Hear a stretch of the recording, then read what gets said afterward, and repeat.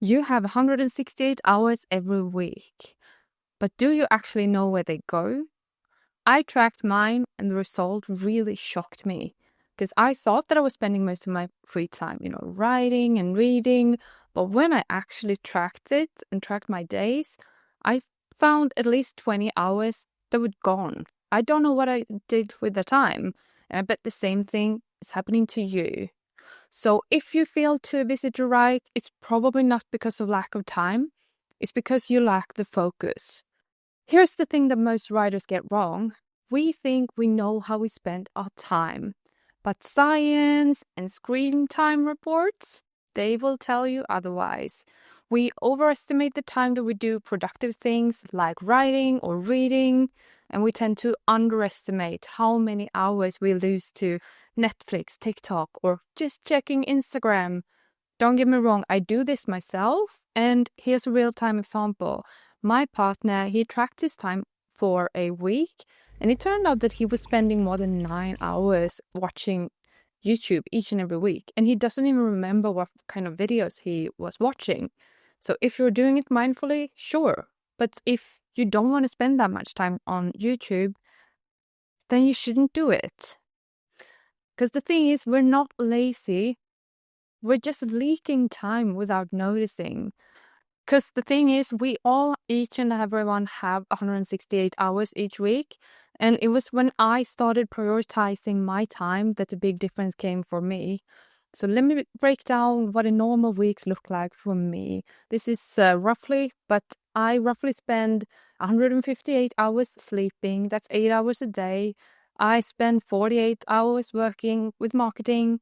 I spend between 7 and 14 hours writing, between 7 and 10 hours working out in some sort, 7 hours on my mindful morning routine, 7 hours a week on TV, 7 hours a week eating, 7 hours commuting. And that's 148 hours, which means that I have 20 hours left each and every single week. And that's when I realized, I'm not out of time. For me, if I'm being honest, most of the time probably goes to social media because I love social media and I work in marketing. So it's also my job to understand the algorithms and to be up to date with the trends and stuff like that. And that's fine, but I can also be a lot more mindful with the rest of these 20 hours each and every week. And don't get me wrong here, it's okay to just relax and do whatever you want, but there's a difference between watching a TV show that you really enjoy and that you've prioritized. That's the difference between, like, if you do that, or maybe you watch something that you don't even enjoy and you're just doing it to procrastinate something else that you would rather do. Because the thing is, life is short, and if you don't spend it the way you want to spend it, it will be too late one day.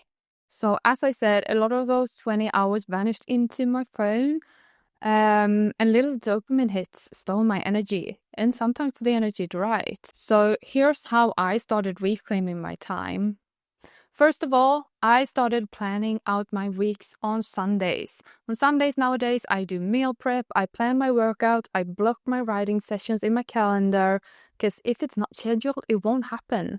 I also try to bulk create social media content for TikTok and for Instagram, also here on YouTube, because if I get that time off, I can actually spend it writing. And also, if I have to create a TikTok each and every day and post on Instagram each and every day, there's a high risk for me, since I am prone to the dopamine hits, that I will just start doom scrolling, if I'm honest. If I have to be within the app and also if I have to come up with an idea each and every day, that's a lot harder than bulk creating everything for 2 weeks on a Sunday. That's really nice, because now I know that things are prepared. If I feel inspired or, come up with a great idea, I'll just film it and schedule it for later. And that's perfect, because I think we underestimate how much prepping can actually do for us and how much time it can save us. Another thing that you can do is actually outsource your productivity.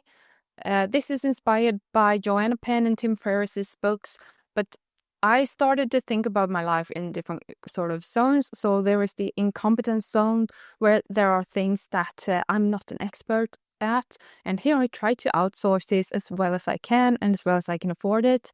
Then there is the competence zone, things that I can do, but I shouldn't because it takes a lot more time and someone else is better at it.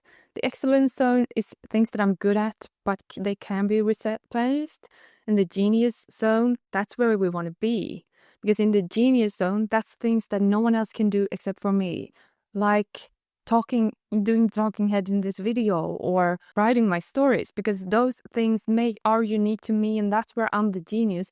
And as much as possible, that's where I want to spend my time. So, think about the places where you can actually buy some time, when you're not in the genius zone.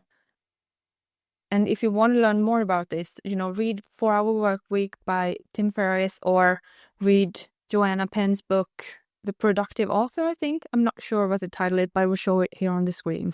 So I have a challenge for you guys. For 1 week, try to track how you actually spend your time.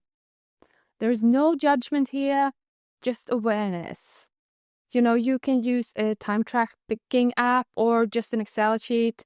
Keep it simple, like an accountability chart. Write down what you do each and every 90-minute cycle.